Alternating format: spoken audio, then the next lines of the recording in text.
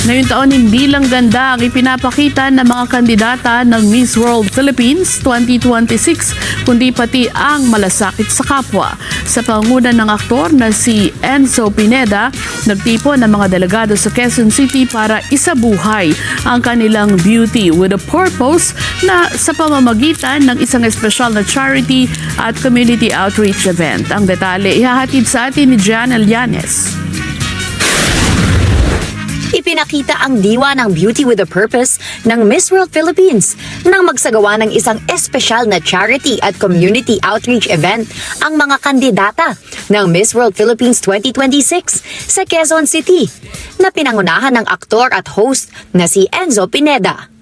Ang outreach ay isinagawa sa Novaliches, Quezon City kung saan nakilahok ang mga kandidata sa medical mission at pamamahagi ng tulong sa mga residente. Layunin ng aktibidad na makapaghatid ng serbisyong pangkomunidad at maipakita ang malasakit ng pageant sa kapwa. Ang layunin po namin dito po sa One Life ay lahat po tayo ay magkaroon ng malakas na pangangatawan. Katulad ng motto po ng One Life, iwas sakit, iwas gastos. Siyempre po, prevention is better than cure.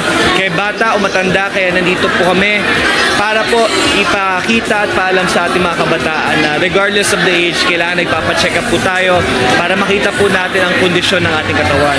Aktibong nakikilahok ang mga delegado sa iba't ibang gawain. Ang outreach ay bahagi ng Beauty with a Purpose, ang pangunahing advokasya ng Miss World Pageant na nagbibigay diin sa social responsibility at community service. I'm a certified EMT, so I got to use my techniques, put them into practice here in the Philippines for the first time to really give back to our community. Because Beauty with a Purpose is the heartbeat of Miss World and Miss World Philippines. We're so excited, and I got to help with check vitals. There's so many different stations here and medicine.